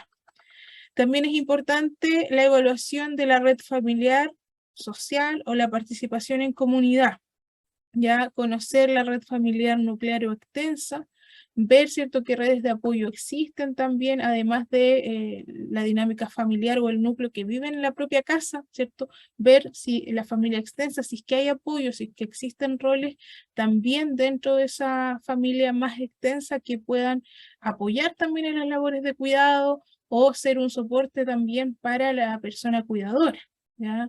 Conocer también la red comunitaria, si existen vecinos, a veces los vecinos ahí, ¿cierto?, las organizaciones sociales, la junta de vecinos, a veces igual cumplen un rol muy importante para las familias y para las personas en situación de discapacidad. Tenemos que entender que tanto la dinámica familiar cómo la dinámica, ¿cierto?, más social o comunitaria muchas veces cambia cuando hay una persona en situación de discapacidad, ¿ya? Y eso también es importante ir detectando qué es lo que ocurre, tanto a ese nivel, ¿cierto?, más interno de la familia, como también a, ¿cierto?, esto que está un poquitito más externo a nivel comunidad, ¿ya? Como dice acá, conocer si los miembros de la familia y o las personas con discapacidad participan en actividades comunitarias. Eso también es importante, o si, ¿cierto?, por el contrario, solamente, ¿cierto?, está en dinámicas al interior del hogar, en actividades que se hacen al interior del hogar, y se limitan a veces las actividades comunitarias, ¿ya? También es importante poder, a través de la visita domiciliaria integral, tener información o tener noción sobre la inclusión social también, tanto en niños y niñas, adolescentes, como en personas adultas, y adultos mayores. Como dice acá, en niños y adolescentes, evaluar la inclusión escolar. También es importante conocer en qué contexto se están desenvolviendo, ¿cierto?, los niños, niñas y adolescentes que estén, por ejemplo, en una situación de discapacidad. Porque también es parte del contexto, también es parte de las dimensiones donde se pueden hacer mejoras, donde se puede facilitar que la persona en situación de discapacidad pueda ser lo más independiente posible, ¿ya? En el adulto, como dice acá, evaluar inclusión familiar, laboral y o social. También es importante, ¿cierto?, ver la dinámica familiar, como habíamos dicho, pero también ver qué es lo que está pasando a nivel laboral. Hoy día, ¿cierto?, nosotros al inicio de esta capacitación conversamos de los nuevos cambios, ¿cierto?, legislativos que se han hecho en materia de inclusión laboral, pero que aún así la participación de personas en situación de discapacidad en el ámbito laboral sigue siendo baja, ya lo mismo a nivel social, que tanto, ¿cierto?, se participa en las actividades cotidianas de la vida social en igualdad de condiciones que el resto de las personas, ¿ya? Luego dice, en el adulto mayor, evaluar también la participación social. E incluso hoy día igual podríamos decir laboral, hoy día nuestros adultos mayores, ¿cierto?, están trabajando, están hasta una edad ya más avanzada, ¿cierto? Muchos a veces se jubilan, pero siguen trabajando, siguen buscando incluso trabajo o desarrollando a veces incluso emprendimiento, ¿ya? En materia laboral no solamente hay que prestar atención, ¿cierto?, a un trabajo dependiente, sino que muchas veces las personas también tienen o desarrollan actividades independientes. Y a veces es justamente en relación a que las actividades dependientes existen muchas más barreras para poder insertarse laboralmente. Por eso hoy día igual a través de programas, ¿cierto?, distintos programas se trata de potenciar también la generación de emprendimientos para personas en situación de discapacidad, que también les permita generar recursos para su hogar, ¿ya? Así que como ustedes pueden ver, estas visitas domiciliarias integrales recogen lo que hemos venido conversando a lo largo de esta capacitación, tratan de detectar, ¿cierto?, la mayor información posible en relación a la persona en situación de discapacidad y sus familias, de su contexto, ¿cierto? Ver dónde están las principales barreras que se pueden encontrar y tratar, ¿cierto?, de subsanar esas barreras. ¿Para qué? Para lograr la mayor independencia posible, ¿ya? Y, por ejemplo, en otros países más de Europa, por ejemplo, hoy día se está impulsando mucho la independencia de las personas en situación de discapacidad, porque a veces, ¿cierto?, puede haber una persona que incluso está, ¿cierto?, no puede hablar, no se puede mover, pero, ¿cierto?, su capacidad de razonar, de tomar decisiones sigue estando intacta, ¿ya? Y no porque una persona no se pueda mover, ¿cierto?, no tenga la capacidad de movimiento o, ¿cierto?, no pueda expresarse a través de la voz, no por eso una persona no va a poder tomar sus propias decisiones en relación a su forma de vivir, ¿ya? Y muchas veces, ¿cierto?, ocurre que cuando una persona está en situación de discapacidad, otros toman decisiones por ellos, ¿ya? Pese a que la discapacidad no se relacione, ¿cierto?, directamente con sus facultades mentales. Entonces, hoy día se trata de impulsar de que mientras la persona, ¿cierto?, tenga sus capacidades para poder tomar decisiones, se respete eso, porque, no sé, por ejemplo, imagínense una persona en situación de discapacidad de origen físico que, ¿cierto?, no tiene movilidad, que está, ¿cierto?, en su cama y van a pintar la habitación. La persona, ¿cierto?, pasa la gran parte del día en esa habitación. Y ni siquiera puede decidir de qué color van a pintar la habitación, ¿ya? O si van a hacer un cambio de cortinas o van a mover un mueble. ¿Por qué la persona no podría tomar decisiones respecto al lugar que habita, por ejemplo? Y a veces son cosas, ¿cierto?, que uno no piensa en pequeños detalles, pero que, como mencionaba, a veces, ¿cierto?, las personas se les limita su capacidad de tomar decisiones o de vivir de forma independiente, ¿ya? Y no necesariamente, ¿cierto?, toda persona en situación de discapacidad necesita cuidados, necesita ayuda, porque como decíamos, a veces resolviendo dificultades que están en el entorno, logramos, ¿cierto?, eliminar esa barrera, eliminamos de alguna forma la discapacidad, al menos, por ejemplo, al interior del hogar, y la persona perfectamente puede vivir sola, independiente y desarrollar sus actividades de forma independiente, ¿ya? No sé qué opinión tienen al respecto. ¿Será posible avanzar hacia la independencia de personas en situación de discapacidad, de adultos mayores? ¿Qué creen ustedes? ¿Qué falta? ¿Qué nos falta en nuestro país para avanzar un poquitito más en ello? ¿Algún comentario?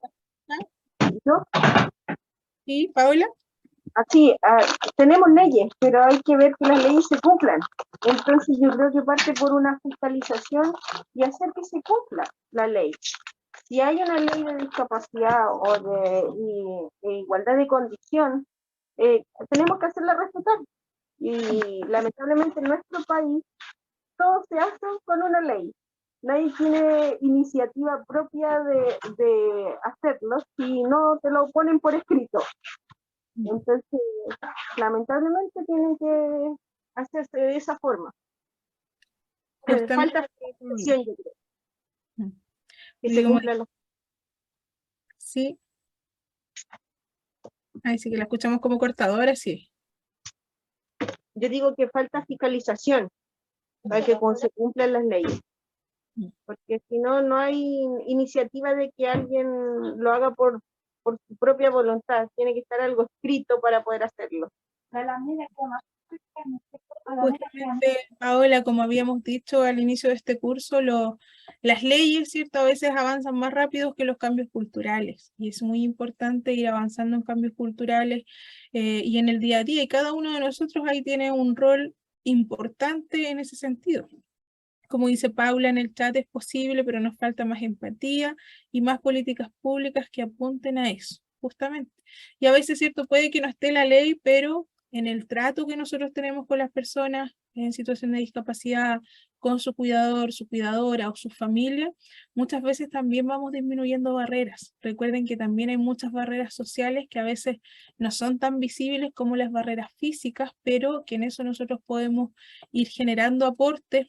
Y además hay otra situación que es muy importante, que quizás alguno de ustedes también tiene un rol en su desempeño, ¿cierto?, laboral, que tiene que ver con la consejería familiar e individual, ya cómo, ¿cierto?, también se aplican herramientas de prevención y promoción de la salud, como dice acá, estableciendo una relación de ayuda basada en la comunicación efectiva para mejorar la salud del usuario, ¿cierto?, cuidar al prestador de salud y proporcionar un medio para trabajar al menor costo posible. Recordemos que a veces las personas pierden oportunidades de disminuir ciertas barreras por falta de información. A veces, ¿cierto?, ustedes que tienen más conocimiento, más acceso a la información, a veces generan un vínculo bastante importante con las personas en relación a mantenernos informados, a facilitar los procesos, y, ¿cierto?, en la próxima sesión vamos a ir adentrándonos un poquitito más también en esta materia, cómo podemos, ¿cierto?, desde nuestros roles ir aportando a la inclusión de las personas en situación de discapacidad y cómo también la oferta programática que tiene nuestro Estado también se vincula con las personas en situación de discapacidad. Los nuevos programas que se han ido incorporando, el GES, por ejemplo, qué relación o qué importancia le da a la inclusión de personas en situación de discapacidad y cómo se fomenta el bienestar de las personas en situación de discapacidad para lograr, ¿cierto?, un desarrollo humano en igualdad de condiciones que todas las demás personas, ¿ya? Así que ahí la próxima semana vamos a estar viendo eso. Es importante que puedan ver la grabación y, ¿cierto?, que se puedan conectar también el próximo jueves, que ya es nuestra última sesión. Ya me he acostumbrado a compartir con ustedes el día jueves, así que ya nos queda la próxima sesión y después ya no nos vamos a ver más. Se me está haciendo corta la relatoría, Marcelo. La vamos a tener que extender un poquitito más. Quería consultar por la evaluación, dice Paula. Buena pregunta. Ahí quizás podemos darle el pase a Marcelo. ¿Es que está por ahí? Sí, profesora. Bueno, la evaluación final se va a habilitar después de la última clase en línea y es una evaluación de carácter formativo, así es que no tiene mucha complejidad. La verdad es que no, este curso también es para que aprendan, no para castigarlos con una evaluación, pero esa va a ser la forma de poder medir. Y van a tener esa evaluación un par de días activa, digamos, en la plataforma para que la hagan directamente ahí, es en línea, y van a tener 2 oportunidades también para poder realizarlo. 2 Vamos a intentos. decir que es fácil, Marcelo. Sí, sí. Son fáciles. Son preguntas de verdadero y falso, afirmaciones de verdadero y falso y preguntas de selección múltiple también. Eso, ahí está la información entonces entregada por Marcelo a la pregunta de Paula. Por mi parte me despido, ha sido un gusto compartir este jueves con ustedes.